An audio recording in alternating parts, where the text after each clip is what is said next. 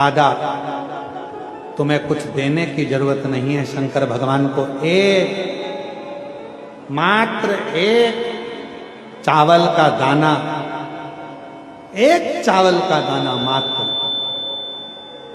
और वो भी पूर्ण, खंडित नहीं, आखा चावल, पूर्ण चावल अगर एक देवाधिदेव महादेव को समर्पित कर, और हम तो फिर निवेदन करेंगे, एक अष्टमी, प्रदोष, शिवरात्रि, सोमवार, एक चावल का दाना शंकर भगवान को समर्पित करना है। तुम थोड़े दिन, अष्टमी के दिन, सोमवारी के दिन, प्रदोष के दिन, महीने में एक बार आने वाली शिवरात्रि के दिन एक चावल का दाना समर्पित कर कर देखिए, फिर आपको मालूम पड़ेगा, 2-3 महीने के अंदर अंतर मालूम पड़ जाएगा कि तुम्हारी जिंदगी में कितनी उज्जवलता आती है, कितना आप सफल होते हैं, कितनी प्रबलता आपके जीवन में आती है। एक चावल का, मैं इस काम से आगे बढ़ूंगा कि नहीं बढ़ूंगा, मन जब दो होने लगे तब एक श्वेत पुष्प लेकर उस सफेद पुष्प में थोड़ा सा हल्दी और कुंकुम का लेपन कर कर किसी भी शंकर के मंदिर में, शंकर के शिवलिंग पर यदि ब्रह्मेश्वर महादेव का नाम लेकर उस फूल को, पुष्प को समर्पित किया जाता है, फूल को चढ़ाते समय, फूल जब समर्पित किया जाता है तो फूल का जो मुख है, जैसे ये डंडी है फूल की, और फूल का जो मुख है, जहां आप बैठे, इधर बैठे हैं तो इधर, उधर बैठे हैं तो उधर, इधर बैठे हैं तो इधर, फूल का मुख अपनी ओर होना चाहिए। उस भगवान शंकर के शिवलिंग पर ब्रह्मेश्वर महादेव का नाम लेकर यदि वो श्वेत पुष्प हल्दी और कुंकू लगाकर समर्पित करा जाता है तो व्यक्ति का मन बार बार डामाडोल नहीं होता और वो एकाग्र चित्त होकर अपनी मंजिल तक पहुंच जाता है। वो नहीं जिसमें छुपा हुआ कोई मंत्र नहीं, संपूर्ण ब्रह्मांड में, दुनिया में ऐसा कोई अक्षर नहीं जिसमें छुपा हुआ मंत्र नहीं, और दुनिया में कोई ऐसा वृक्ष नहीं, पौधा नहीं जिसमें औषधि का गुण नहीं। दुनिया में ऐसा कोई पौधा, ऐसा कोई वृक्ष नहीं है जिसमें औषधि का गुण नहीं है, और दुनिया में कोई ऐसा मनुष्य नहीं जिसके अंदर कोई ना कोई गुण नहीं। परमात्मा सबको गुणवान बनाकर पैदा करता है। ये शिवलिंग को अपन मान लो, इसको जलाधारी मानो, जहां से जल बहता, ठीक है। ये गोल भाग जलाधारी जिस पर शिवपिंडी रखी है, यहीं पर अपन गणेश जी, कार्तिकेय का स्थान, बीच में अशोक सुंदरी का स्थान मान लो। अब इसको समझिए, 5 स्थान बताए। पहला स्थान भगवान शंकर के पूरे शिवलिंग का मध्य भाग, ये पूरा जो शिवलिंग है शिव जी का, इस शिवलिंग का मध्य भाग प्रथम। द्वितीय है जहां पर गंगा का अविरल धारा निरंतर बह रही है, द्वितीय स्थान गंगा की धारा का मूल बिंदु शिखा, पहला, दूसरा। तृतीय स्थान उसी के सामने जो जलाधारी का पटका दिख रहा हो, दिखता है जलाधारी का सामने का हिस्सा, भीतर का हिस्सा नहीं, जिस पे रखा है वो हिस्सा नहीं, सामने जो दिख रहा है।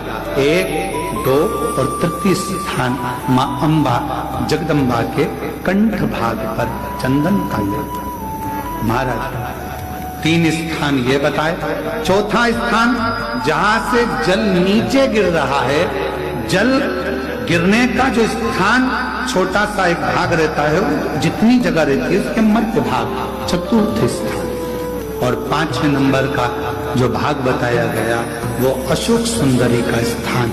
ये 5 स्थान ऐसे हैं जहां चंदन का थोड़ी सी बिंदी भी अगर हम लगा देते हैं तो कैसी भी विषम परिस्थिति हो वो टल जाती है और बाबा की कृपा होना प्रारंभ।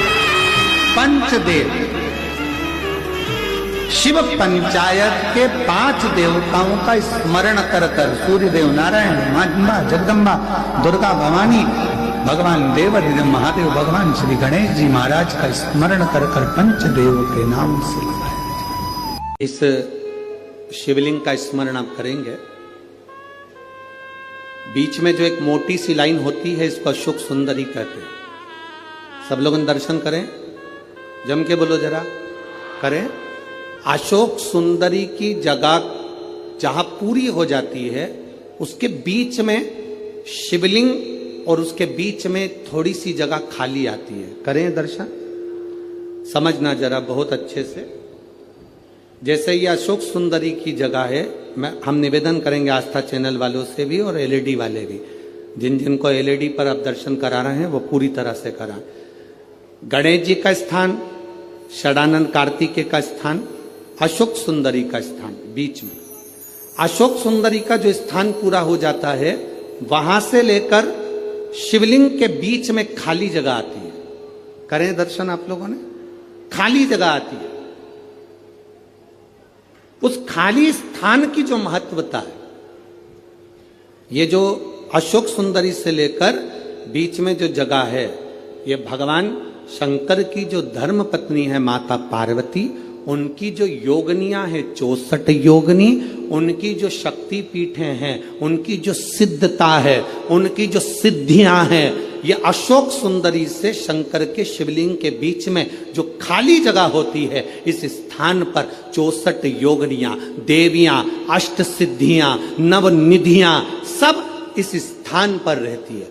इसलिए हमारे यहाँ शिव महापुराण की कथा कहती है, पूर्ण पूजन के बाद अगर कोई नारी, कोई पुरुष, कोई बच्चा, कोई बुजुर्ग अपने मन की बात का स्मरण इस जगह पर हाथ को रखकर, जैसे किसी के हृदय पर हाथ रखते हैं तो दिल धड़कता हुआ स्मरण होता है, उसी तरह यहाँ स्पर्श करेंगे और स्पर्श कर कर जब अपने मन की बात करते हैं तो देवाधिदेव महादेव नंदी के साथ आकर प्रदोष के दिन कार्य की सिद्धता पूर्ण करते हैं। उस स्थान की मूलता होती है, वो स्थान। समझ में आएगी ना जगह? अरे बोलो तो जम के। नहीं समझ में आई हो तो एक बार फिर वापिस समझ लीजिए, फिर समझो वापिस। स्थान देखिएगा, अपने को भगवान की कृपा से यहाँ नागपुर में शंकर जी का शिवलिंग कोई ने कागज का बनाकर यहाँ जो भेजा, ये काम बाबा की कृपा से आप लोगों के स्मरण के लिए आया। देखिए जरा, गणेश जी का स्थान, कार्तिकेय जी का स्थान, बीच में ये आ गई अशोक सुंदरी की मोटी सी लाइन। अशोक सुंदरी की लाइन जहां खत्म होती है, वहां से जो शिवलिंग रखा है, इसके बीच की जो जगह है, ये जो बीच में अशोक सुंदरी के स्थान से लेकर शिवलिंग के स्थान के बीच में जो खाली जगह है, ये 64 योगनियां, अष्ट सिद्धियां, नवनिधियां, सब कुछ मेरे देवाधिदेव महादेव ने माता पार्वती को अपने चित्तवृत्ति के साथ यहां अनुमति प्रदान कर रखी है। वहां का स्पर्श, वहां का मात्र स्पर्श और हमारे दिल की बात, शंभो